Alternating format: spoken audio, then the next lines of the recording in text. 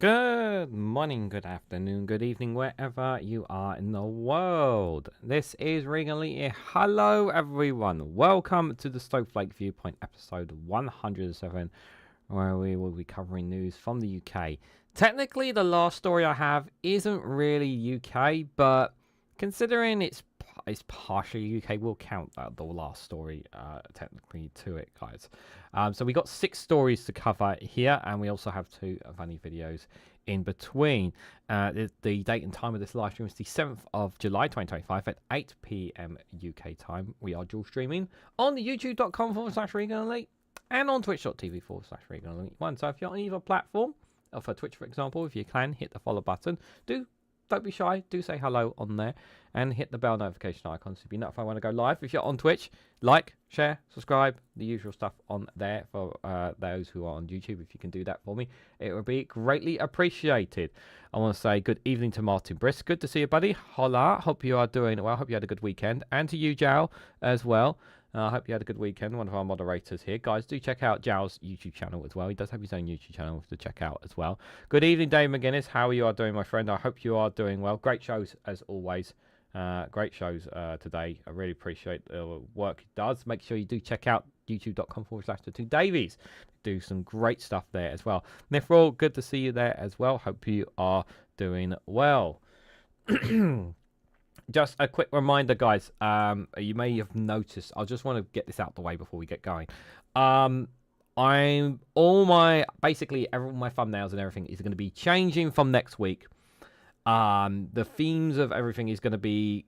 We're moving away officially from the term snowflake from the channel. Pretty much, essentially, from next week. So the Snowflake Viewpoint will no longer be called the Snowflake Viewpoint. The show is still continuing, the episodes are still continuing, but it's just going to be called, instead of Snowflake, it's just going to be called Regan's Viewpoint instead of the Snowflake Corner. I'm changing it to Regan's Global News or something like that. I think that's what I'm changing it to. So a lot of the term Snowflake, I'm kind of moving away from snow themed from next week, guys, and we'll see the updates. I've already set up a lot of thumbnails and that, and I will be ditching the usual intro that I've had for a very long time, as you guys know. I don't know whether I'm going to get a new intro or not, because I will have to pay for it if I want to get one. So I may not have a new fancy theme, but the theme intro, but the one that you guys are used to seeing on my main videos, that's going to be coming to an end at the end of this week, because it doesn't really theme. It's not really makes sense with the theme of where I'm moving the channel direction to, I need to do a change up because the channel kind of needs it. We're 6 months in, and kind of needs a bit of a shake up, shall we say. So I just wanted to let you guys know that. Oh, excuse me. Right, let's get started with the first one here. So we talked a little bit about this morning, but I think we'll dive a bit more into it today here. So the government has declined to rule out a wealth tax after ex-Labour leader Lord Kinnock calls for one. The Chancellor is rapidly losing her £9.9 billion at physical headroom thanks to multiple U-turns on policies that were meant to save money. I mean, I'm happy that they're not ruling out the wealth tax, but that doesn't mean to say that they're going to impose a wealth tax of any sort. And the question is what kind of wealth tax will they impose if they do impose one? I think that's another question here. You can't take anything that Lord Kinnock says to be seriously. I wouldn't take anything he says too seriously. I think they do need to.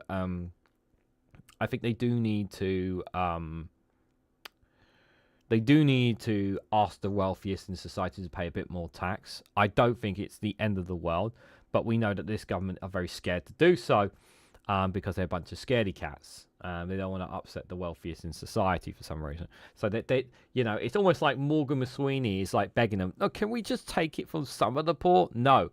Can we take it from? Well, maybe we could take it from these poor. Oh no, but these poor sums, like." I just wish they would just stop targeting people who are already struggling. It's not going to hurt the wealthiest and upper end people to pay a little bit more tax. If people got plenty of money in their bank account, it's not going to hurt them to pay a little bit more in this. So I'm glad that they haven't ruled it out, but do I believe that they will impose it? I don't know, is my honest answer. Sean Walker, to see you there. Hope you are doing. Contact Jazz Dog. They do music for Riverboat, Jack's channel. They're very talented. I can't afford to pay right now for any for anything right now, Mithril. I might not even pay for an intro. I might just not have an intro anymore like I usually do. Just to try and save on money. Taking into consideration that 50 families I own more than half of all the wealth in the UK, I think it would be a good idea to tax them. Yeah, would be nice if the royals would pay their fair share of tax as well. That would be nice. So the government has declined to rule out a wealth tax after former Labour leader Lord Kinnock has called for one to help the UK's dwindling finances. Lord Kinnock, who was Labour leader from 1983 to 1992, told Sky News Sunday morning with Sheriff Phillips that imposing a 2% tax on assets valued above 10 million will bring up to 11 billion a year. On Monday, the Prime Minister Keir Starmer spokesperson would not say if the government will or will not bring in a specific tax for the wealthiest. Asked multiple times if the government will do, he said the government is committed to the wealthiest in society paying their fair share of tax. Well, then that means you will make them pay more, right? Surely you will. They do it for free, says Mithril. Okay, well, someone can, if you can, you have to send me the info on Discord. If someone can send me the info on Discord, that'd be appreciated. The Prime Minister has repeatedly said that those with the broadest shoulders can carry the largest burden. He said that at the start, when he first became Prime Minister. He said those with the broadest shoulders can carry the largest burden. But he didn't really put much pressure on them, did he? Rosemary, good to see you there. Hope you are doing well. And Trip, good to see you there. And Vicky, who's just lurking. That's all good. All good if you're lurking. It's fine. Thanks for saying hello. Appreciate it. He added that the government had closed loopholes for non-doms, placed taxes on private jets, and said the 1% wealthiest people in the UK paying 1/3 of taxes. Chancellor Rachel Reeves earlier this year insisted she would not impose a wealth tax in her autumn budget. Something she also said in 2023 ahead of Labour winning the election last year. Well, she's stupid for not ruling it out. After her position has changed, Keir Starmer's spokesperson referred to a previous comment and said the government's position is what I have said. Well, considering the government does do U-turns, maybe that's a U-turn. On Sunday, Lord Kinnock told Sky News it's not going to pay the bills, but it's the kind of levy that does two things. One is to secure resources, which is very important revenue. But the second thing it does say to our country is we're at the government of equality. Well, maybe if they weren't trying to go after the poorest in society. There was also mixed messages about the two-child benefit cap as well. I'm hearing from this government as well. Like, there were one or two people saying that they're definitely keeping it, and then I heard one or two saying it wasn't. And I'm like, what's going on? Are they actually going to commit to getting rid of it or not? So even that's a bit confusing.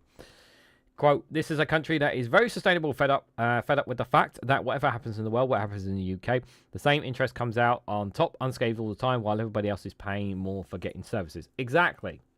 It gives people resentment. Now I think it's a gesture or a substantial gesture in the direction of equity fairness that would make a big difference. The son of a coal miner became the House of Lords in 2005. The Labour peer said asset values have gone through the roof in the past 20 years, while economics and incomes have stagnated in real terms. In reference to the Chancellor refusing to give her physical rules, he said the government is given the appearance it is bogged down by its own imposed limitations, which he said is not actually the accurate picture. A wealth tax would help the government get out of the situation and would be backed by the great majority of the general public, he added. The majority of the general public will back this. Will Nigel Farage and Reform UK back it? No, don't be silly. They will not back it. They will not back it in any way, shape or form. His comments come after a bruising week for the Prime Minister, who had to heavily water down a welfare bill meant to save £5.5 billion after dozens of MPs threatened to vote against it. Yep, because it was a stupid idea from a stupid person. With those savings lost, a previous U-turn on cutting winter fuel payments and also reducing savings, the chance of £9.9 billion physical headroom has quickly dwindled. In a hint of what could come, Governor Minister Stephen Morgan on Monday told Wilfred Frost, I hold dear the Labour values of making sure that have the broadest shoulders pay more tax. I think it's absolutely right. Yeah, that the government is already putting on taxes on private jets and on profits of energy companies. Yeah, but there could be so much more. I mean, I personally would really raise the taxes or like really high on them, but I can understand why they don't want to do this. And by the way, we have like literally more than 3 million millionaires in the UK. So it's not asking them to pay a bit more. It's not the end of the world. I mean, yes, some of them are going to get out of it. Some of them are not going to end up paying their fair share of taxes. Some of them are going to pay to get out of the loopholes and whatnot. Yep, and that's just understandable. But some of them aren't, and some of them are actually going to pay their fair share. Even the millionaires in the UK want the government to tax them, and the billionaires. Yes, there is the group, the billionaires group. Sorry, the millionaires group isn't there. That's I can't remember the group's name. But they've been asking, there's a group of millionaires that want to be taxed more on that. So, £35.3 billion. Goopy Hunginger families are the wealthiest. Dyson only has £20.8 billion. Well, we'll have to wait and see whether they'll tax them or not. Although I'm not holding my breath on them actually doing it for that one. This exclusive is very frustrating here from The Guardian. So tons of toxic sewage sludge spread on UK farmlands every year. The exclusive reveals that experts call for stricter regulation as current rules set in 1989 require testing for only a few heavy metals. Why? How has this been allowed to happen every year? That toxic spewage spreads on UK farmland. Is this something that farmers I'm sure this is surely farmers have been complaining about this, but this is very concerning indeed. I mean, we're talking about toxic sewage here. So millions of tons of treated sewage sludge is spread on farmland across the UK every year, despite containing forever chemicals, microplastics, and toxic waste. Experts said the outdated current regulations are not fit for purpose. An investigation by The Guardian and Watershed has identified England's sludge spreading hotspots and shown where the practice could be damaging rivers.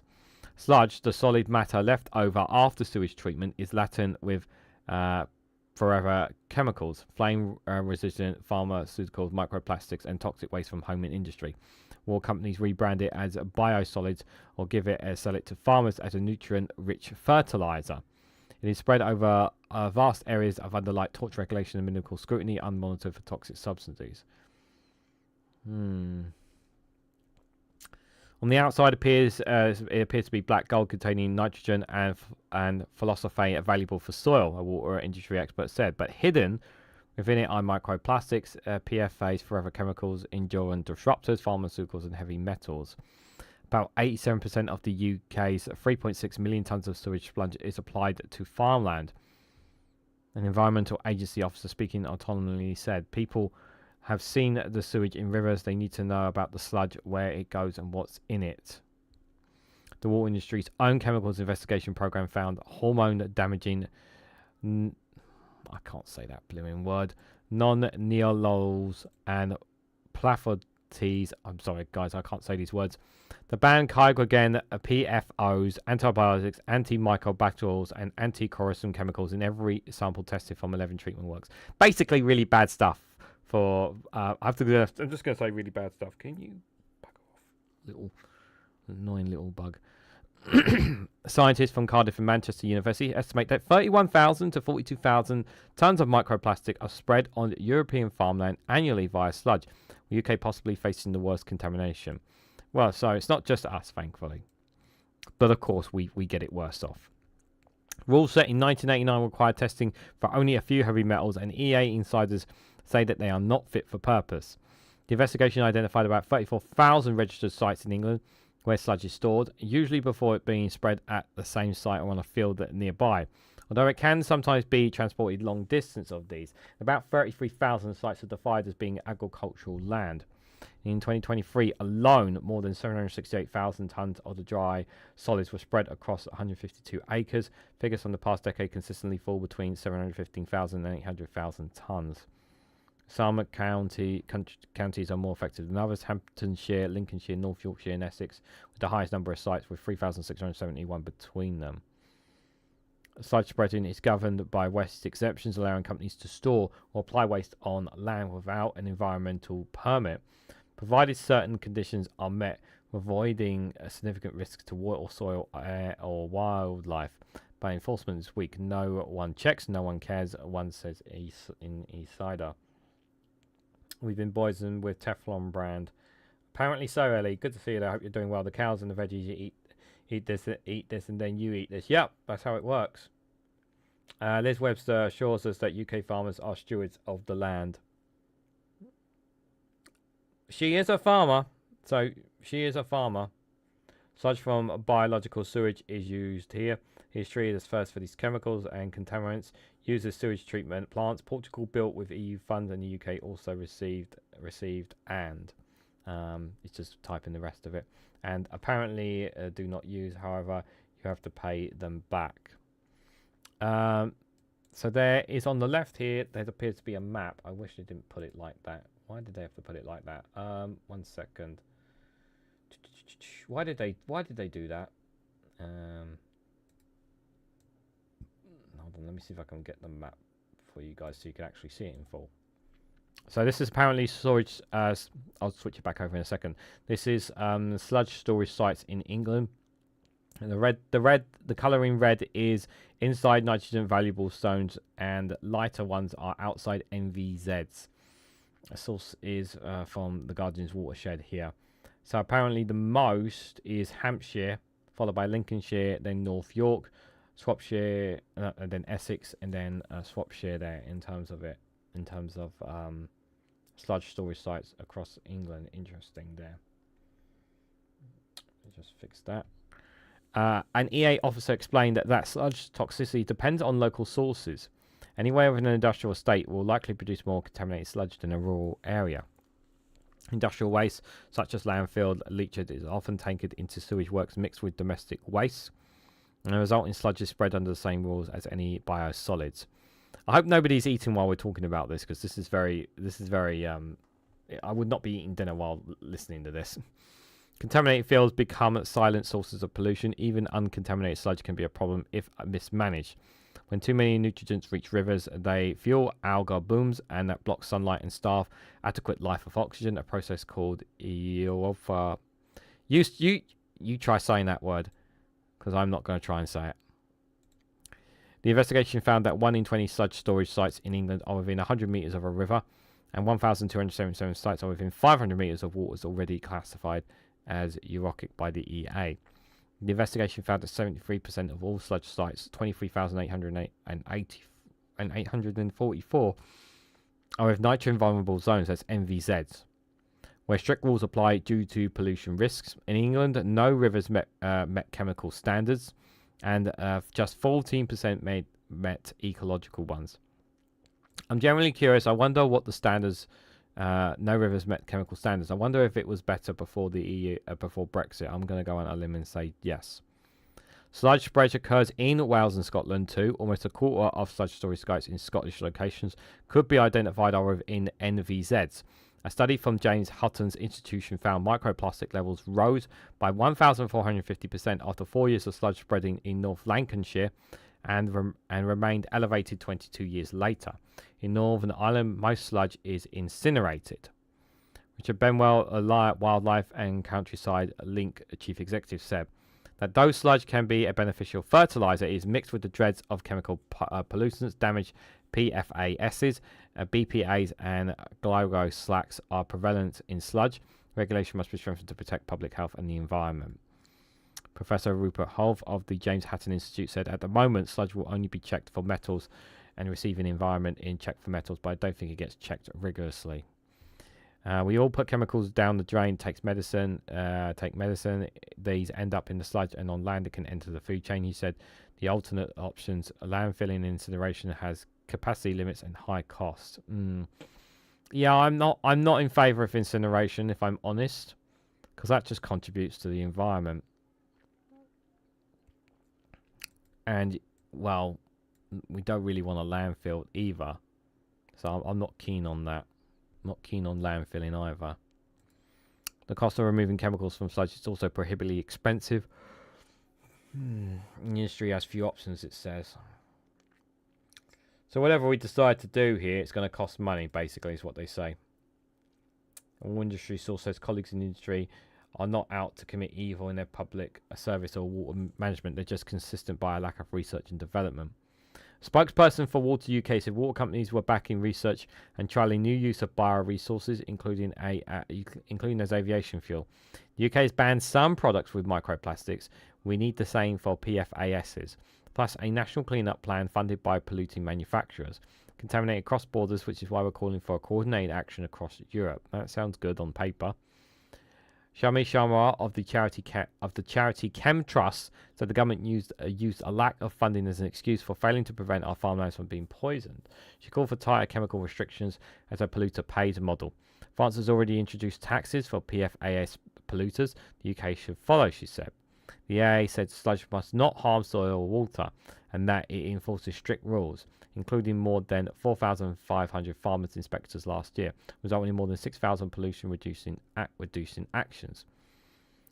The Department for Rural Environment, Rural Food and Rural Affairs said it wanted safer, sustainable sludge use, and it has launched an independent water commission to review the regulatory framework in collaboration with the EA farmers and water companies. Yeah. It's still the ashes of the incinerator are still contaminated. Yeah, you can't get rid of it completely. Yeah, that is true, Joe. YouTube censors everybody now, folks. I did a video about Gaza, and it gets almost no visibility. Yeah, it depends. Well, yeah, I mean, it depends on the. It can sometimes be a case of if you do enough tags, that maybe it's something you'll picked up on as well.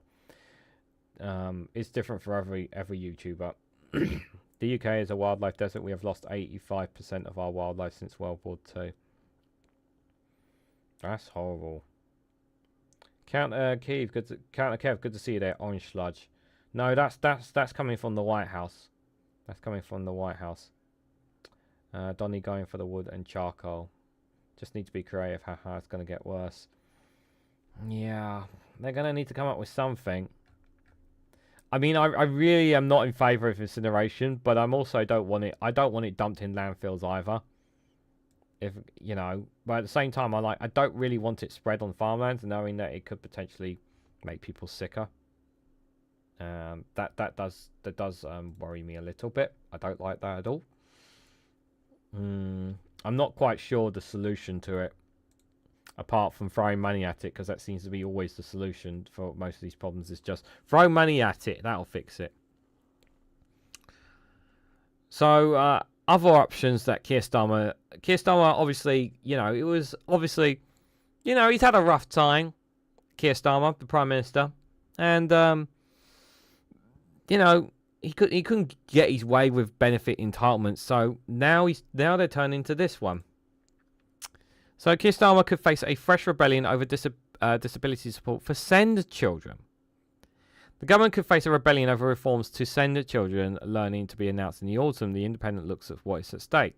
So let me get this straight. So you tried to cut the legs off disability people with the welfare bill, and everyone telling you can't do that because people will literally die, and I said it, other people will say it, people were going to be literally thrown out on the streets.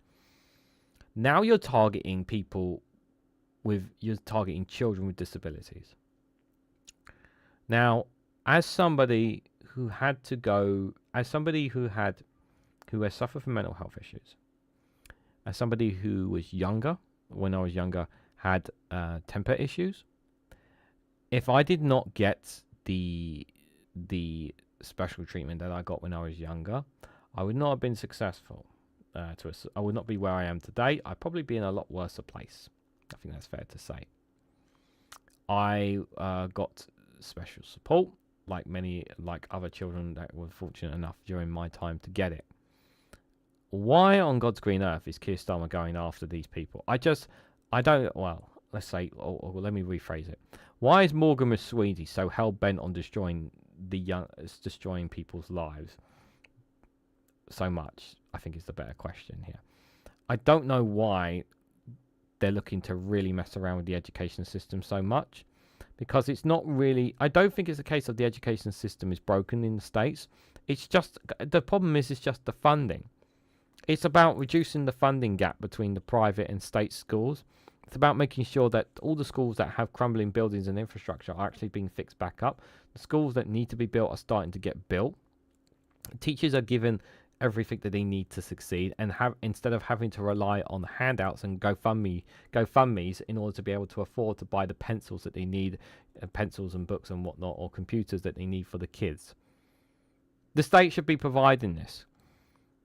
There shouldn't be a limit to the education when it comes to our children. But from this headline, the Prime Minister wants to take that away. I don't like that at all. So Keir Starmer is yet to recover from a bruising U-turn on his botched benefit cuts, but he's already facing a fresh rebellion. So a similar coalition of MPs and campaign groups, including many of the same charities that oppose wealth reforms to affairs, are warning the Prime Minister not to cut education plans for children and young people with special education needs and disabilities send. The PM was badly weakened by the chaos around his planned welfare bill, and backbenchers now appeared to know that they can force the leader's hand if they apply enough pressure. Here is the thing, if you're making changes that are actually beneficial to the education system, then I will consider it. But if you're going to be cutting the funding for SEND, are you trying to, it's almost as if Keir Starmer is saying, please sack me, if that's what you're trying to do. But Sir Keir Starmer and Chancellor Rachel Reeves will be acutely aware of the pressures on the public finances and can scarcely afford another multi-billion-pound policy change. The Independent looks at why the government is under pressure over SEND and what is likely to do about it. Yeah, so why are they? What are the Education, Health and Care Plans, the ECHPS? So an Education, Health and Care Plan outlines the tailored support needed by those aged 25 and under to meet their social care needs. It is designed to help those with disabilities get what they need to access learning and achieve their potential. The documents are legally binding based on assessment by professionals that set out to support young people's individual needs. Are the ECHPs at risk? Campaign group Save Our Children's Rights has warned that the government is planning to weaken or remove rights to an ECHP, as well as other rights including the right to attend a suitable school and receive support such as speech and language therapy. This is outrageous. Okay, I actually I have my partner's family. I won't mention who, but they have my partner's related family, and I've met them. They have speaking disability. One woman enough in her family has a speaking disability, and it's something that she's always had when she was younger, and she still has that battle now. If it wasn't for the help of speech and language therapy, she wouldn't be able to communicate properly with people. She has had a very difficult time when it comes to getting the job because of that. Her daughter also has this issue as well. And I'm thinking about her daughter and not being able to have the speech and language therapy needed to ensure that they get what they need to be able to do that. So for me, this is like a big, no, you shouldn't be messing about with this. And why would you want to make it more? Why would you want to take that support away? You're supposed to be helping children, and instead you're going to take that away. You're going to make it even more difficult for children to succeed. How does this help anyone? It says the government's plans are to save money, with support for children with learning difficulties and disabilities currently costing £12 billion a year. I don't give a fuck if it's costing £12 billion a year. I don't care if it's costing £30 billion a year. You don't fucking cut it. Sorry, you do not cut from the most vulnerable children here who have these disabilities. You don't fucking touch it. Just you don't fucking touch it. I'm sorry. It's just ridiculous. The Department of Education has said there are no plans to remove funding or support from children's families to school. So they've said this It would be totally inaccurate to suggest that children's families or schools might be experiencing any loss of funding program, a spokesperson said. So the Department of Education is saying this is not happening. Okay? You got it here, yeah? I'm going to repeat it for you guys so you have it on record, okay? The Department of Education has said there are no plans to remove funding or support from children, families or schools. It would be totally inaccurate to suggest that children, families or schools might experience any loss of funding or support, a spokesman said. So this could be the independent playing porcupines with us here. Just possibility. Oh, thank you, Martin, for the super chat, for the CHF super chat, for the Penguins, Republic. Thank you for the Democratic Penguins Republic. Pingu really appreciates that. Pingu is not here today, I'm afraid, guys. He's traveling back from Briggs. So there was a Briggs over the weekend. So Pingu's not here, I'm afraid. He's been attending that. In case anyone's wondering where Pingu is today, I thought I'd just let you guys know that. Why would the government cut the EHCPS? The government has previously turned to support for disabled. When it sought to slash $5 billion from the welfare bill through cuts to the personal independent payment PIP, the main disability benefit. Your argument that was the bill was rising unsustainably in the National Audit Office have raised similar warnings about the ECHPS. Number of EHCPS soared by 150% to 576,000 between 2015 and 2024, with the NAO estimated could cost $1 million by 2023. Like, I understand that there's a cost to these things. I understand that, but this is not the right. This is the wrong solutions here. Keep talking about cutting. This is all Tory. This is Tory language. Like, I get you don't want to borrow. I get you don't want to spend within your means. But come on, like, don't throw people under the bus here. And as far as like trying to save the deficit and all that kind of nonsense, borrow. Just borrow a bit more money. Like, honestly, like, it's not the end of the world to borrow a bit more money. You can cut where you have the weakest lobby. That's how political weakest lobby. That's how politics works. Yeah, just not from the I just wish you didn't do it from the most vulnerable. You know.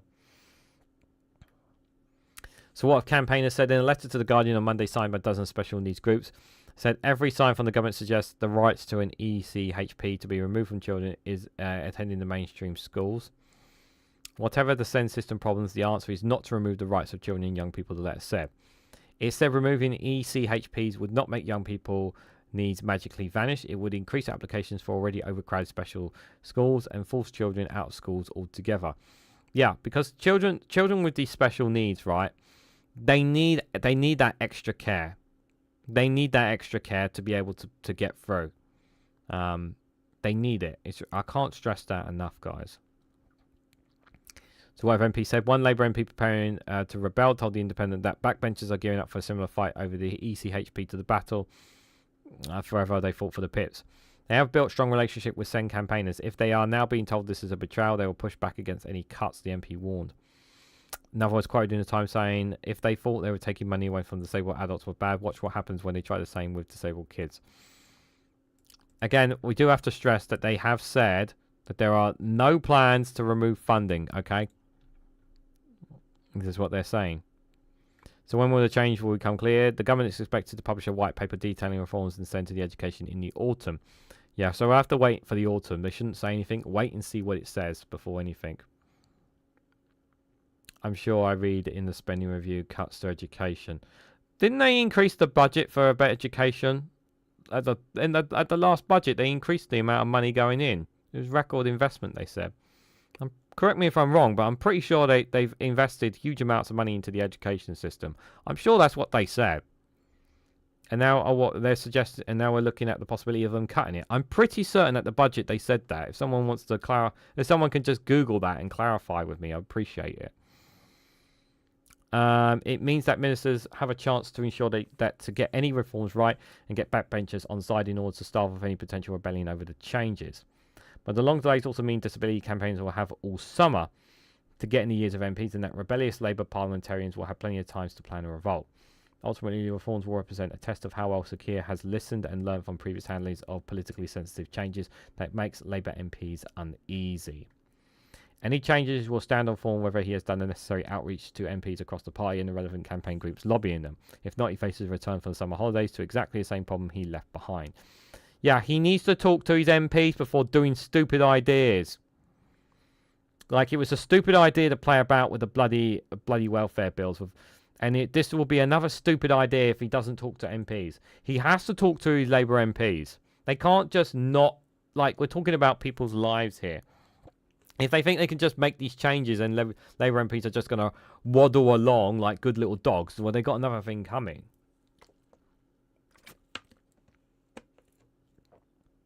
Invest in the country to grow the country. It worked for Keynes.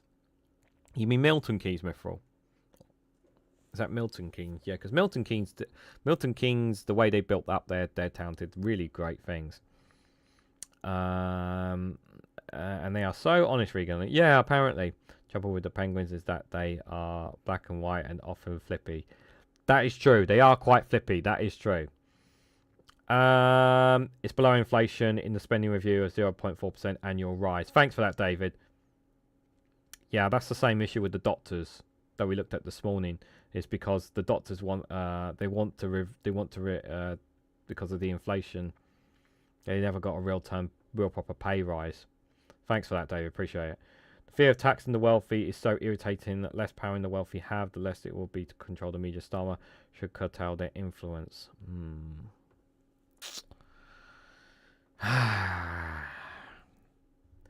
Just borrow more. Let's just borrow more. What's the worst that could happen, guys? We put ourselves in more debt. I mean, like, if we borrow now and help get ourselves out of this cost of living crisis, then the economy will grow, right? Right? I mean, I'm not an expert, but I would have thought so. Like, but hey ho. Right, I think we need to take a little break because we've got quite a few stories news is to go through. I've done so much news today. It's been insane, guys. So, how many of you are familiar with the TV program Homes Under the Hammer? Well, you're gonna love this one then. If you love Homes Under the Hammer, I wonder if Dave McGuinness is a fan of it. I'm joking. I've actually watched a few of it in the past, and I was just like, why did I watch this program? Anyways, I hope you get the references if you do. Here, but here's Michael Spencer with Homes Under the Horror here. Welcome back to...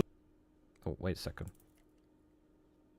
Homes Under the Hammer, where this week we've been in Essex or somewhere to check out the refurbished property of landlord Chris Falk.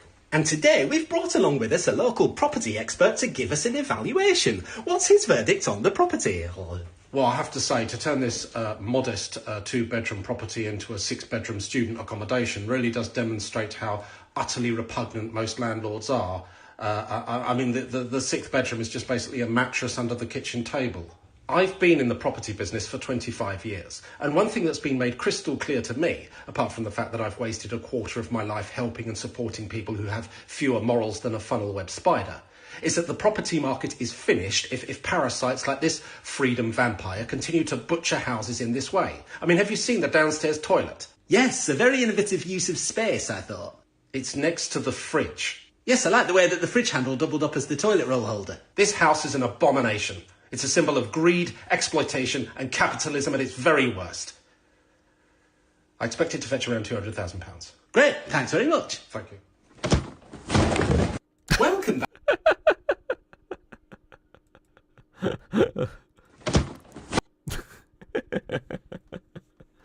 Oh, God. I did like that bit at the end with the door falling on it. Economy geezer, it's the economy. There is no debt or we lend to ourselves, we own the bank. So just borrow. Let's just borrow it all. Let's do it. Whenever the government ever says we don't have money, they're always lying to you. Remember that. I've always said that. Right. Have I screwed up my list? No, I haven't. Okay. So, Obviously, President Macron has got a state visit. And this article here from the Times, it looks like that we're supposed to be hammering out a deal with the French president on a new migrant deal, apparently, according to the Times here. So the UK is yet to agree a one-in, one-out migrant deal with France. The agreement is central to President Macron's state visit to Britain. So let's read a bit more into this, guys, before I go any further. So Downing Street has yet to agree on a one-in, one-out migrant returns deal with France, days before the initiative is due to be announced. The policy launch was set to be the centrepiece of President Macron's state visit to Britain. So Keir Starmer and the French president have been working on a system that would allow the UK to send back to France illegally migrants who have crossed the channel in small boats. In return, Britain would accept migrants with a legitimate case for joining relatives already in the UK. And obviously, a deal like that will infuriate the likes of Nigel Farage and Reform and GB News and Talk TV and anybody else on the right. I don't have an issue with this, with the one-in-one. I don't have an issue with it personally. I mean, but we all know what the solution is, and I've said this before, I've said this again, and you guys have said it so many times. Safe, legal routes for people to come to the UK. That's what we want. Safe and legal routes, but you know, we for some reason we just can't seem to do it. Even though the French are more than happy for us to set up a asylum claim process and send asylum claim on the other side on their soil. Both sides hope the plan will reduce the pull factor that has led to a record number of people crossing the channel in small boats this year. However, the plan is being complicated with objections from at least 5 other European countries, which said they were concerned that they could end up having to accept people returned from Britain to the continent. Well, what do you expect? So the 5 EU countries, including Greece, Malta, Cyprus, wrote to the European Commission late on Tuesday objecting to the proposals. They fear that existing EU rules will allow France to deport illegal migrants they receive from the UK back to the first member state they entered. Senior government sources said agreeing the deal with France was complex and in the balance, the source added. It is something that we want to announce, but we're not there yet. The next couple of days will be decisive. Is it the 5th of November yet? Nope. Sorry. I've still got 4 months and 4 months and 29 days roughly, or something like that, off the top of my head. Macron will arrive in London on Tuesday night for a 3-day state visit. It will end with a summit at Downing Street and on Thursday, at which the migration deal is due to be announced. The president is also expected to lay out plans for French police to take a more proactive approach in stopping small boats setting sail for the UK. Yeah, I don't know if people have seen that they've now been sticking. There was a video footage. I think it was the BBC or Channel 4, where they literally. I think Max had it on his live stream, on his last live stream, where they basically stuck the knife into the boat, to stop the boat going out, basically, because they were able to do it in a safe way, which. I mean, obviously it pisses off the migrants, but. And the thing is like the migrants spent so much money to get smuggled across, and then that happens to them. At the weekend, garmeners were pictured using jet skis to lay nets in shallow waters off the French coast, which could jam boat propellers. In a separate incident, police slashed one inflatable to prevent it from leaving.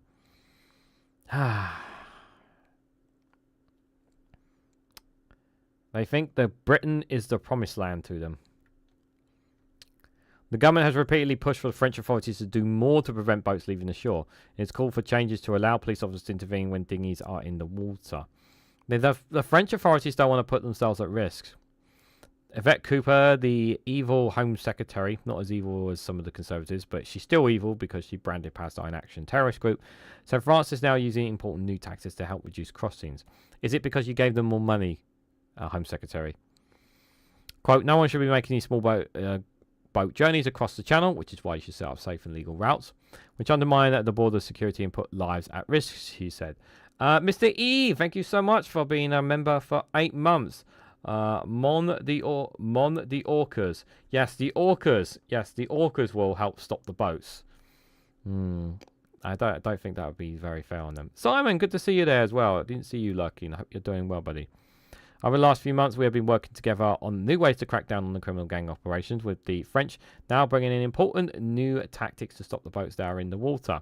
We need to stop at nothing to boost our border security and deliver our plan for change.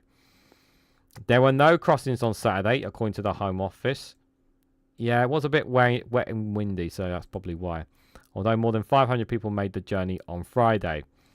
The tally is now pushed past 20,000 for 2025, the earliest point that has happened in the calendar year since it was first recorded in 2018. Macron, the Prime Minister, understood to have discussed the one-in, one-out plan on Saturday as they attempted to get the initiative over the line.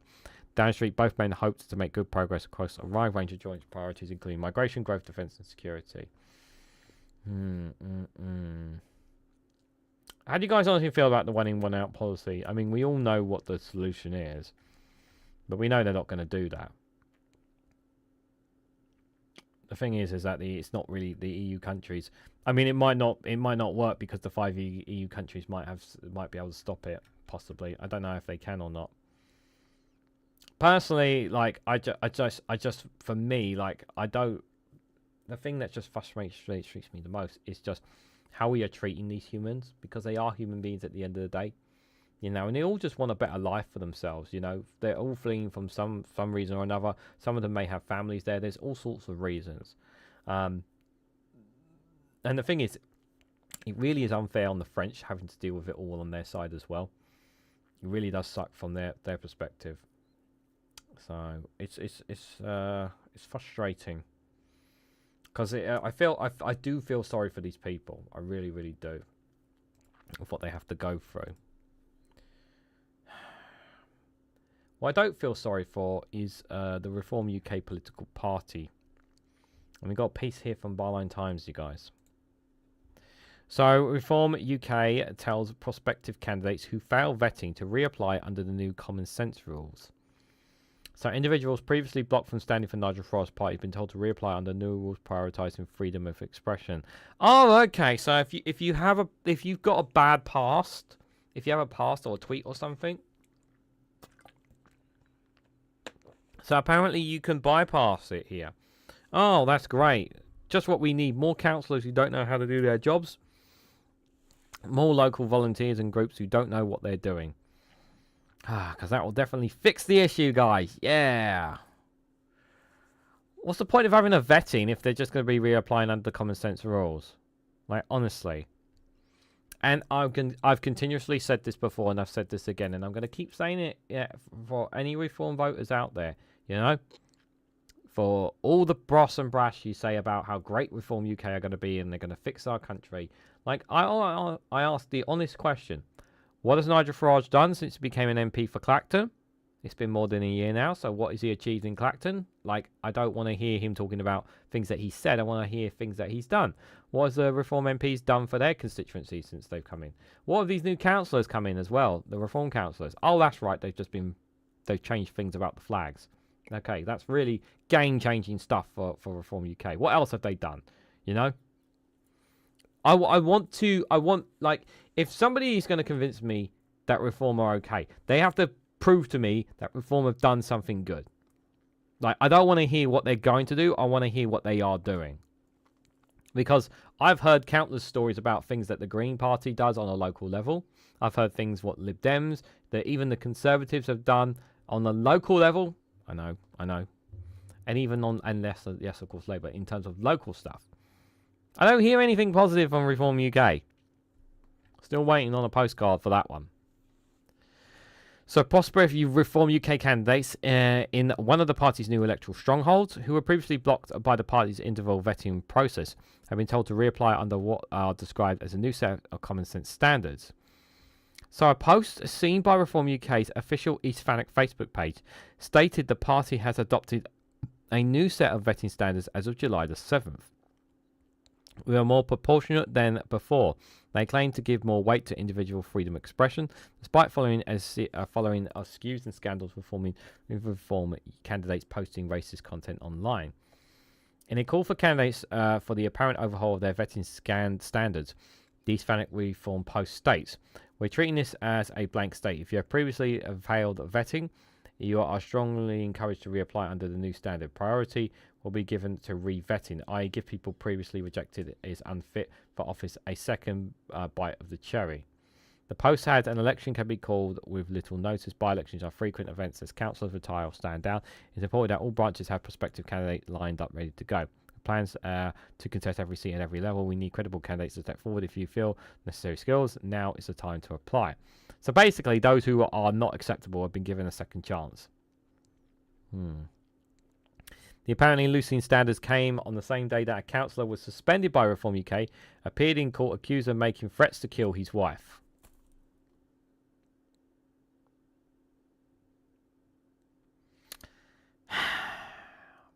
I wonder how many Reform voters approve of this. Do any Reform voters? Do you guys approve of threats to killing your partner? Do you think that's acceptable? Daniel Taylor, who now stands as independent on Kent County Council and had the party whip withdrawn last month after being arrested on June the 1st, Kent Online reported. The 37-year-old appeared in Folkestone Magistrates Court last Friday on the 4th of July, charged with 3 offences, all of which he denied according to the outlet. What was the charge? A senior Kent Labour source told Byline Times in the same week a suspended Reform councillor appeared in court accused of threatening to kill his girlfriend. It's deeply troubling that Reform has announced that he's watering down its vetting process and is even encouraging previous rejected applicants to reapply.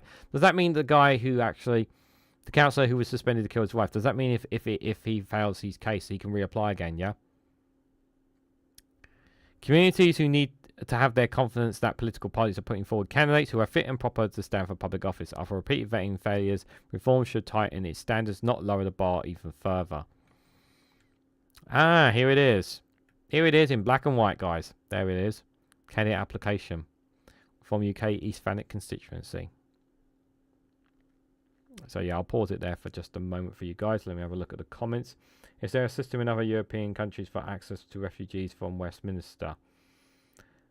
You know, I just, whenever I think of getting rid of people out of this country, I've always just had that picture in my head of West Streeting's face in a cannon.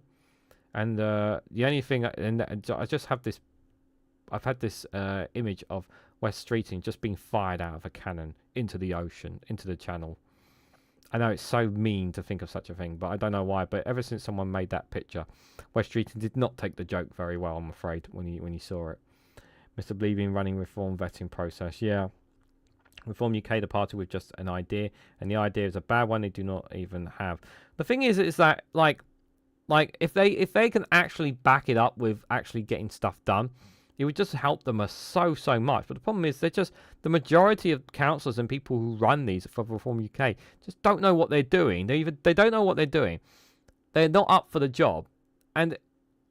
Or they're not up for the job. And those who are up for the job aren't actually looking if you're taking on the jobs like this, on anything like this, right? Yeah. If you don't know what you're doing, do some research in it. Do some research. You have the internet in front of you. Do a bit of research. Contact another councillor and speak to councillors about how they do it in that. It's really not that hard for people to do a little bit of research into looking at what it's like to be a councillor and how to do it. Hell, I bet there's a YouTube video out there that tells you what it's like to be a councillor. Good evening, Daily Blase. Hope you are doing well. Guys, make sure you check out Daily Blase's YouTube channel. Put up a video today. Very good. A very nice video, Daily. Good as well. And of course he has his Friday Frolics on Friday. Hope it was a great show. I have not watched it back, I'm afraid. I've been too busy, so I do apologise. So get to England before registration. That could be done in France to stop the wave. So it comes after Reform UK. James McMurdoch resigned from the party whip over the weekend. Yep, that happened. We read that this morning.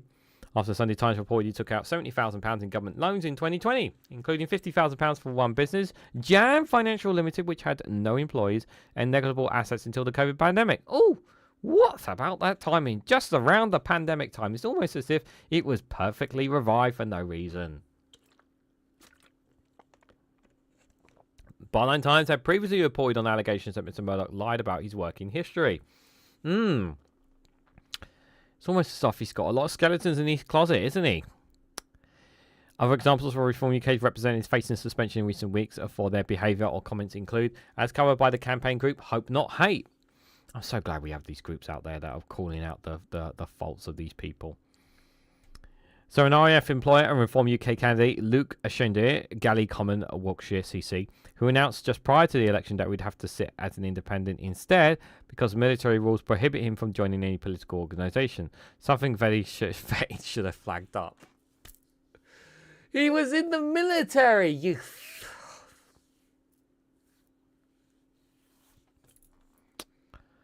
Ay, ay, ay. I would have thought that being in the military, maybe you just double check before, you know. Nottinghamshire's Desmond Clark, that's Newark West Division, not CEC, who discovered that he didn't want to be a councillor after all, having apparently realised that he was not in a position to represent the people of Newark West in the way they deserved, while at the same time continue his career in social care, about which he is very passionate. If you're very passionate about social care, why did you even apply in the first place? Like why switch careers if you're happy about the career that you were already in? Like, what are you doing? God damn it. Alistair Keir, good to see you, buddy. Hope you're doing well. Thank you so much for the £2 super chat. Westminster needs official way to officiate refugees in other nations to provide a safe place. Yes, they do need to provide a safe place, Mr. E. That is true. Sakir, thank you again for another £2 super chat. I support Palestine action. Yeah, I do feel. Yeah, it's just the way that group's being treated is just absolutely disgusting. Andrew Kilburn, Beaconsfield side. Thank you for this. Another £2 super chat. I really appreciate it. Beaconsfield Division, Durham CC, who had to quit the council altogether due to his employment, which said council which is prohibited again. Basic vetting would have unearthed this flat. So again, whatever his employment is clashing with his job. Another guy who didn't read the script. Wayne Tiley, Eggershell, and but yeah, of course it is Reform UK's vetting process of failure as well. But you shouldn't be going into it while also having like certain jobs you shouldn't be going into it. Whaley Tiley, Eggershell, and Noshkol Division staff CC was expelled after the Reform Party exposed account on a Facebook post calling for a volley of gunfire to sink small boats in the channel. Yes, if you have Twitter, guys, do follow Reform Party Exposed on Twitter, on X. Absolutely, one of the best Twitter accounts out there. I don't know who runs that account and who gets the information they do, but man, oh man, they do a very good job exposing reform. People in Reform UK, they hate that account with a vengeance. They really, really do. But yeah, calling to fire guns at small boats in the channel. I mean, kind of speaks for itself there, doesn't it? 2 weeks later, Mark Broadhouse, a Hatfield Ward Doncaster City Council, was expelled from Reform UK group following Hope Not Hate's pre-election exposure on his social media activities, which include a meme suggesting that Hitler would have been a legend if he chosen to exterminate Muslims instead of Jews. I mean, like, you kind of like, you might as well just say you're a racist and you know it. You know, if you're going to be, if you're saying something like that. You really kind of shot yourself in the foot with that one. Democratic Penguins, DRP, Rocks, hail, all hail the Democratic Penguins Republic. Yeah, I did say earlier, Pingu is not here. He was at Briggs over the weekend, so he's not back yet. He'll be back tomorrow, Pingu, for those who are wondering. Because he has to represent the Penguins Republic at Briggs. He has a good relationship with Putin, which is does worry me, though. At the end of June, Reform UK councillor Amira Mandy Clare was charged with assault and criminal damage after an incident at a Pride event. A new Reform UK councillor in Leicestershire was revealed. After his election to have been sacked, a police officer sacked as a police officer, while a Reform candidate in Somerset had also previously sacked from the police force. Though, again, it only emerged after it was too late to drop out. For Christ's sake. Thank you, Alistair Keir, for helping him reach the Super Chat goal this evening. Thank you so much. Appreciate it. Thank you for the Super Chats. And thank you guys who have supported. Appreciate it. Simple solutions are always good solutions. Emotions and sovereignties that never work. Well, yes, Joe. In France, Calais has already destined a terrain for the UK to build its centre and process the migrants calmly and orderly, but the UK never used it. And we've mentioned this so many times and they still won't do it. Thanks for reminding us, Joe. Last weekend, Byline Times revealed that Reform UK's Darren Grimes faced allegations of misleading voters after he claimed the police had advised him not to hold local surgeries in his constituents. Only for the police to tell this outlet that this was untrue. What's the matter, Darren? You don't like talking to people? Oh, you don't like talking to people? Does that bother you? Maybe you should stop being a media pundit, you know? If you don't like talking to people, maybe you should take up a different job. You know, I'm sorry if you don't like talking to people that disagree with you, but maybe you should take up a different job, you know? No, keep repeating it, Joe. It's important to remind people of it. It's important to remind people of it. You keep repeating it, buddy.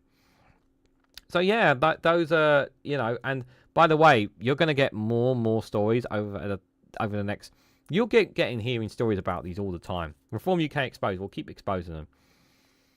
They've already been blocked by a few Reform candidates, but don't worry. There's people that will help them out. There's people legitimately helping Reform UK Exposed out as well with their work on there.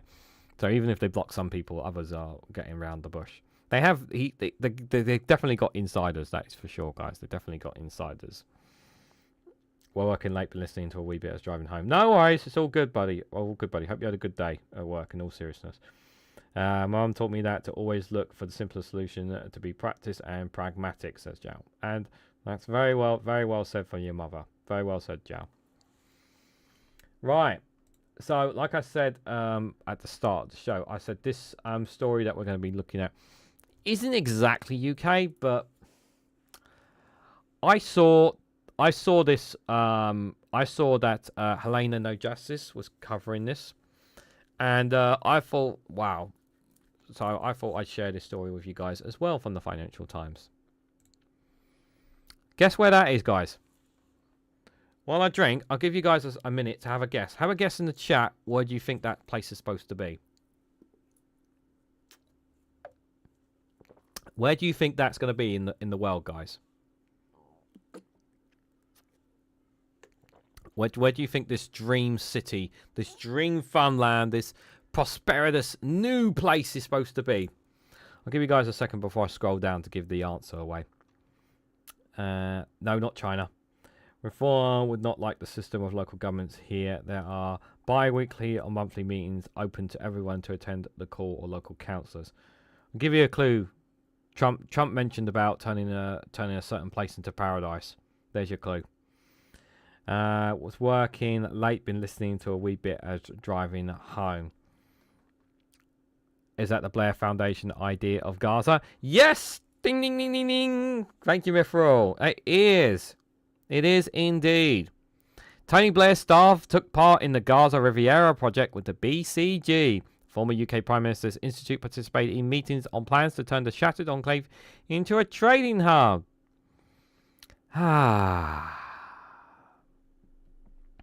Yep, this is supposed to be Gaza. Their vision of Gaza, guys. So, let me read. The Tony Blair Institute participated in a project to develop a post-war Gaza plan that envisions kickstarting the enclave's economy with Trump Riviera and an Elon Musk smart manufacturing zone. The plan was outlined in a slide desk seen by the Financial Times, which was led by Israeli businessmen and used financial models developed inside the Boston consultant group BCG to reimagine Gaza as a thriving trading hub. Because, yeah, definitely an Israeli businessman, guys. An Israeli businessman would definitely put their money into Gaza. Just not with a certain group inside it, of course. Titled The Great Trust, shared with Trump's administration, it proposes paying 500,000 Palestinians to leave the area and attracting private investors to developing Gaza.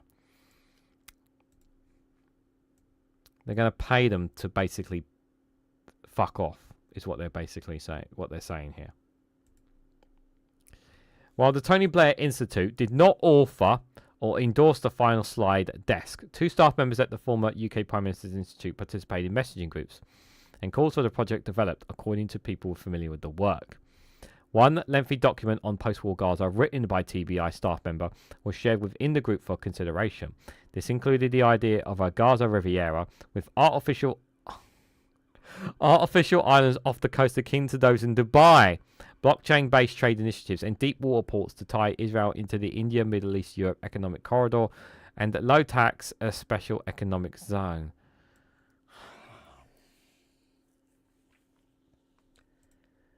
They want to build islands off the coast akin to those in Dubai. Oh my God. The TBI document said the devastating war in Gaza had created a once in a... What? The TBI document said the devastating war in Gaza had created a once-in-a-century opportunity to rebuild Gaza from first principles as a secure, modern, prosperous society. So you want to kick the... So let me get this right. You want to kick the population that belongs to the lands to these people out. And basically, all these private investors and filthy rich people and whatnot basically want to just build up the land for their own prosperity, basically. That's essentially what they want to do. They want to have their own rich home in Gaza. Kick all the Palestinians out and have it basically reshape it in their own image. This is pretty disgusting. While there was some overlap, the Israeli businessman's slide desk, which runs more than 30 pages, differs significantly from the paper written by TBI staff. The Institute document did not refer to the relocation of Palestinians. An idea championed by US President Donald Trump earlier this year, but condemned internationally. Okay, it's very important to make that distinction. When first approached by the Financial Times regarding the role in the project, a TBI spokesperson said, "Your story is categorically wrong. TBI was not involved in the participation of the desk, which was a BCD deck, and had no input whatsoever into its contents." Oh, sure. So the FT just found this by my mistake then. Ah, this must be their mistake then, right? Because the Financial Times always gets things wrong, doesn't they, guys? The FT then provided details of a 12-person messaging group used for the project, including 2 TBI staff. So they first say the story is categorically wrong. They say, okay, here we go. What about all these messages groups then, including 2 of your staff members? Oh, for fuck's sake. BCG consults an Israeli businessman, and an unpublished TBI document shared the group, which is titled Gaza's Economic Blueprint.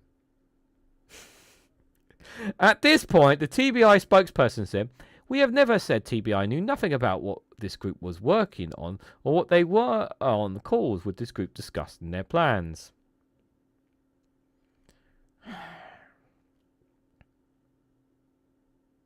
Tony Blair on the right in Gaza in 1998 with the then Palestinian leader. TBI said that when meeting groups to discuss post-war plans, it is essentially in listening mode. The internal TBI document looked at proposals being made by various parties and is one of such many internal documents. TBI emphasizes it did not provide its own internal document for the purposes of BCG work. It added TBI staff saw the slide desk but didn't create it, the spokesperson said. It would be wrong to suggest that we were working with this group to produce their Gaza plan. TBI said Blair has sought a better Gaza for Gazans for the past 2 decades. It has never been about relocating Gazans, which is a proposal TBI never authored, developed, or endorsed. Oh, okay. So the Israeli businessman, so you guys are doing this all for the Gazan people, right? You're going to be doing all this investment and money coming in. It's going to be all for the people of Gaza, right? The Palestinian people there, right? It's definitely not going to be kicking them out, right? Definitely not expulsion, right? Right? You're going to put that on the record, right? Oh, right. You're not putting that on the record. BCC's group's work relating to Gaza is put at the center of an international controversy. It helps establish a new Israeli and US-backed aid scheme for the shattered enclave, the Gaza Humanitarian Foundation, whose launch has been marred by deaths of hundreds of Palestinians. It has disavowed much of the work, which has said it is done largely without approval, and fired 2 partners who said it had misled senior executives. Yep, it did. The FT revealed last week that the BCG team had also modelling the reconstruction of Gaza. The team was working in direct convocation of an order not to do the project. The consulting firm said the workings was not a BCG project, and BCG categorically told the lead partner not to do the work. BGC said it was orchestrated and run secretly outside any BGC scopes or approvals. We fully disavow this work. BCG swiftly exited both partners involved in this work. Okay. It seems like they have all their all their ducks in a row here for the excuses, don't they? TBI said the FT had been fed this information regarding its involvement by people anxious to deflect from its own role. What does that mean? Deflect from its own role? So this is this picture here. This is Phil Riley, an ally of the businessman who now runs security operations for the GHF. Called with Blair to a meeting in London back in March. Oh, okay. You see, they're all in it together, aren't they? The group of Israeli businessmen behind the project, including tech investor Iran Tuxman and venture capitalist Michael Estenberg. Yeah, these guys are all definitely doing it for the people of Gaza. Had earlier stretched out and helped set up the GHF, according to people familiar with their role. Phil Riley, an ally of the businessman who now runs security operations for the GHF, courted Tony Blair at a meeting in London in March. TBI said that Riley, a former CIA officer and BGG advisor, had requested the meeting. Again, Mr. Blair insisted. As you know, TBI is not part of GHF. A spokesperson for Riley's Safe Reach Solutions and Blair office had requested the meeting to learn about the work his company did manage a checkpoint during a brief ceasefire in the war earlier this year. You just know they're all fucking in it, guys. You know they are. When they're doing all this deniability from the FT. The businessman's post-war blueprint imagined an expansive role for the aid operation, which would provide temporary housing to Palestinians who stayed in the territory, while cash payments and food and rent subsidies totaling $9,000 per head would encourage a quarter or more of this population to leave. The final slide desk titled The Great Trust Form a Demolished Iranian Proxy to a Prosperous Abrahamic Ally had been shared with members of its current and former US administrations, according to people familiar with the project. Along with other governments and stakeholders in the Middle East, GREAT is short for Gaza Reconstruction, Reconciliation, Economic Acceleration and Transformation. They want to just take this land and just basically have it all to themselves, make their own paradise with it all. The photo caption should read, a global terrorist walking alongside Yasser Arafat. Yes, that would make more sense, though. That would make more sense. He envisions all Gaza's public land being put into a trust for development. This is people's homes and livelihoods that have been completely destroyed, and all they want to do is kick them out, basically build their own homes, build their own beautiful, pretty land here, whose assets could be sold to investors via digital tokens traded on a blockchain. Gazans would be offered a chance to contribute their privately owned land to the trust in return for a token to give them the right to a permanent housing unit. Are you fucking kidding me? Are you fucking kidding me? Giving them a token. These people can fucking barely feed themselves right now. These people are so cold. So cold. So this is one of the slides from the Great Trust Desk showing ideas for post-war Gaza industrial sector. My God. The desk was produced in April before Israel and the US launched attacks on Iran, and the group's ideas are evolving in the light of the war, the people said. It is the work of a group of businesses who have worked tirelessly over the past 20 months to create a better future for Gaza, said one of the people. Yeah, for Gaza, not Gazans. For Gaza, not Gazans. And by the way, they would change the name of Gaza once they take it as well. It wouldn't even be called Gaza anymore. The trust would have the administrative right over the enclave until Gaza is demilitarized or de-radicalized, and authority would be passed on to an independent Palestinian policy. So that's not even the Palestinian Authority. An independent Palestinian policy. That's not... Let me guess. That's an independent Palestinian policy that's probably under the thumb of Israel in some way, shape or form. The project is one of bungling number of post-war Gaza plans from governments and independent groups. The Arab League has endorsed a $53 billion reconstruction program laid out by Egypt in March, while private think tanks, including RAV, set out their own proposals. During Trump's first term in the White House in 2020, he set out a long-term peace plan for the region that included the economic development of Gaza, which was rejected by the Palestinians.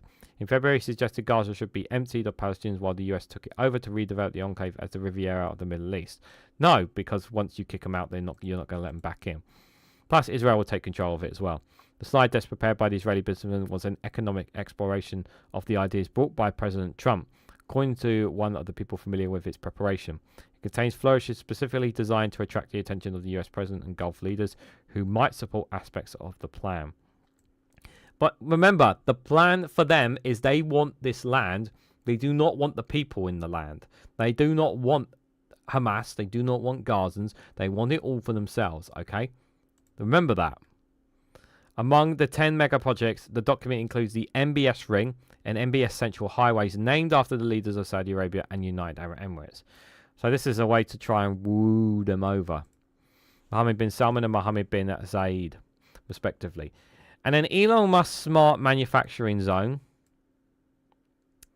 on the Gaza-Israeli border where US electric vehicle companies would build cars for exports to Europe. It was prepared at a time when Musk was one of Trump's closest advisors before the subsequent souring of relations. So this is rendering of an image from the Great Trust Desk side here, apparently. Let me just pull it down a little bit so you can see. This is what it would be like, apparently. Gaza Airport, Gaza Port, regional logistic hubs in Rafka. The American Data Center Haven, regional data centers with special US AI regulation. Gaza infrastructure rebuild. MSS Ring and MBS Central Highway. The Elon Musk smart manufacturing zone. This is just so bullshit. Gaza planned city, 6 to 8 dynamic. Gaza's Trump Riviera and islands. Islands off the coast of Gaza.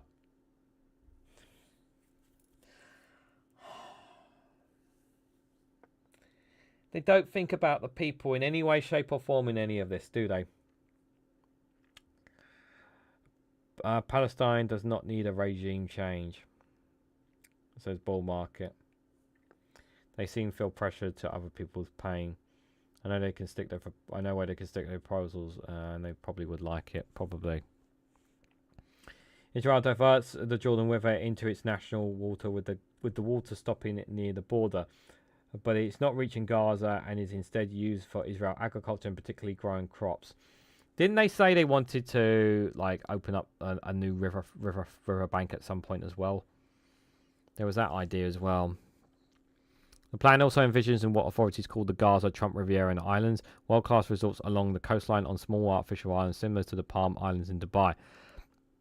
Such islands are also mentioned in the TBI document. The slide deck also describes how the new highways, ports and airports would turn Gaza into a trading hub and secure US industry access to $1.3 trillion of rare earth minerals in the Gulf from Western Saudi Arabia.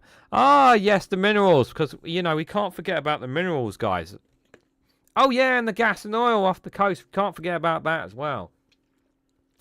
All those rich resources. They're very, very important. The slide deck is also peppered with the logos of companies. The authors aspire to attract Gaza, from Tesla and Amazon Web Service to IKEA to the hotel group HIG. There is no indication that the companies had any awareness of the project. Okay, so they're saying that Gaza, that IKEA, Amazon are not aware of this. They're stating, just for record. That doesn't. Just want to put that out there. Using a complex financial model produced by the BCG team, the plan assumed 25% of Gazans would leave voluntarily, a majority never to return. He said the relocation scheme would cost $5 billion, but it would generate 23,000 savings on every Palestinian relocated because subsidies were cheaper than spending on housing support and other costs in the territory. Why can't you? Why are you so keen to push Gazans out of their own bloody lands, for crying out loud? Increasing the number of Gazans who left the reconstruction will further reduce costs, it said. Together with a flourishing industry and a growing GDP, the plan would increase the value of Gaza to $324 billion from $0 today, according to BGP's financial model. This is what they value. This is what they value Palestinian lives. This is how much they value them. A 5-person BCD team that produced the model and created graphics for inclusion on the side desk were working without billing for the work, characterizing it as business development. According to people familiar with the project, they did not give the Israeli businessmen or TBI directive access to their calculations, hoping that they could one day use the model to win paid work. BCG offered to do pro bono work, and of course the group jumped on it because BCG's experience at planning large reconstruction projects around the world and expenditures on initiating funding models, including tokenization, said one person familiar with the project. The consultants provide modeling, benchmarking, and side crafting. The person said, calling it phenomenal work.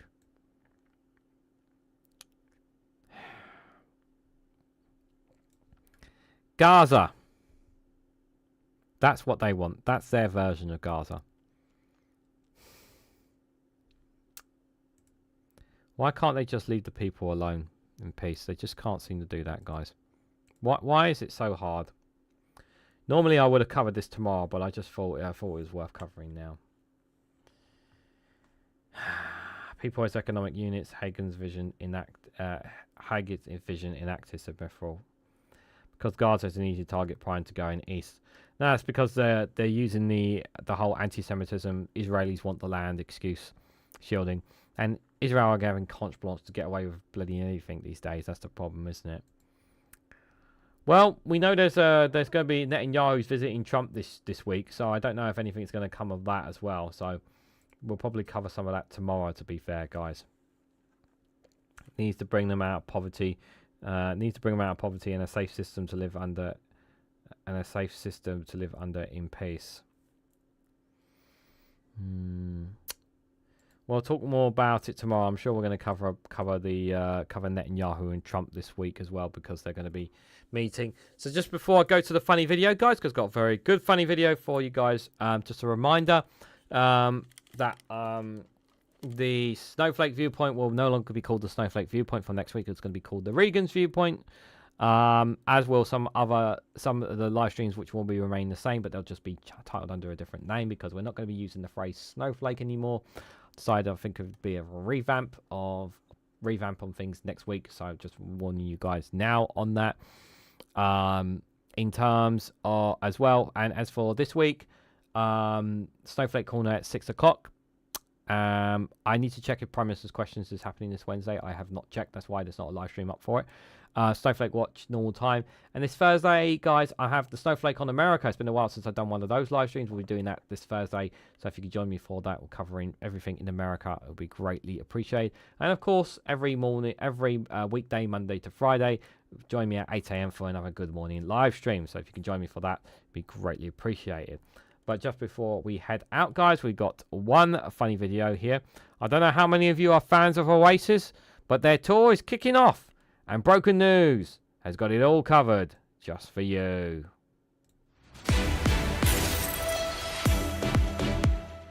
Welcome to Broken News. Two elderly brothers from Manchester say they've got no regrets after despising each other for decades just so they can cash in on a lucrative band reunion. Our reporter has the details. He isn't wearing a jacket or a tie and is being extra expressive because it's a story about popular culture. Thank you. Yes, the Gallagher brothers formed the band Oasis in the 90s as a tribute band to the band The Beatles.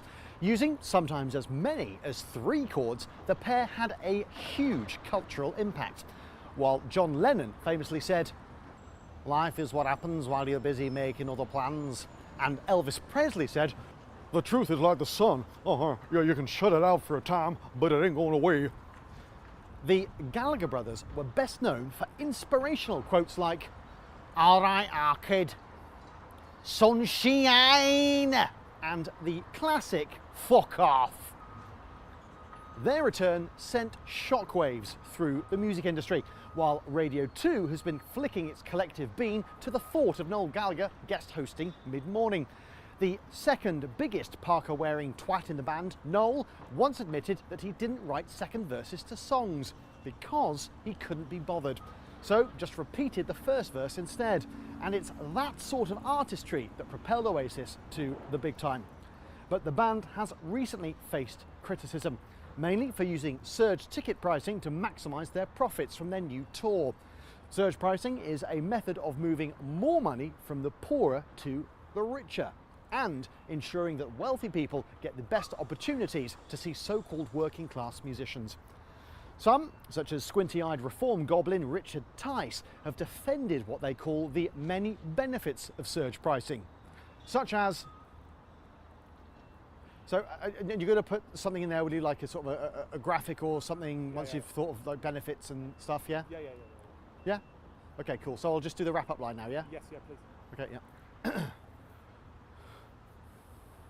Well, Oasis will play 14 dates this year if they can stop being dickheads long enough to make it through the tour. Back to you. Thank you. Well, Broken News has been handed a statement from representatives of the Gallagher brothers. It reads, "Noel and Liam are an inspiration. From working class stock, they conquered rock and roll, became massively rich, and are now finding a way to rinse money from the working classes. It's the British dream." What a lovely story. That's all from Broken News. You're up to date.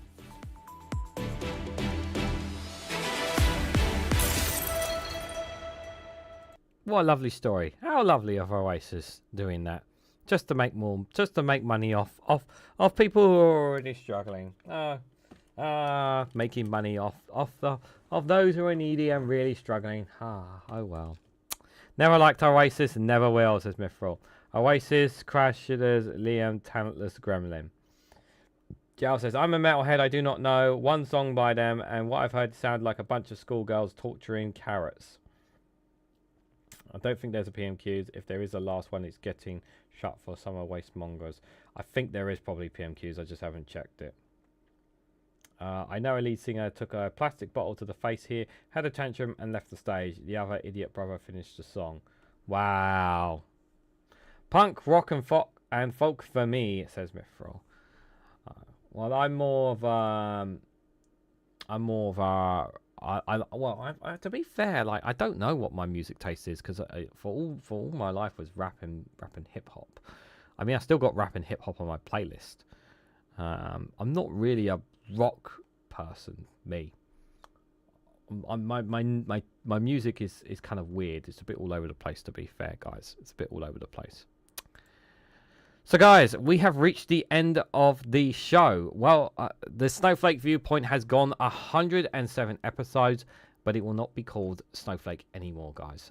Next week, it will be called Regan's Viewpoint, which is going to be no longer be called Snowflake. So, but it is going to be episode 108. It's just the name's just going to change a little bit. Some of you guys may have seen the thumbnail already on the front of the homepage for the thumbnail, but all thumbnails are going to be updated. I'm going to be doing that on Sunday night.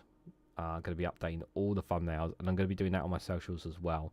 So you're going to be seeing a bit of a makeover. Like I said, then the usual intro that you guys are used to seeing is going to come to an end as well.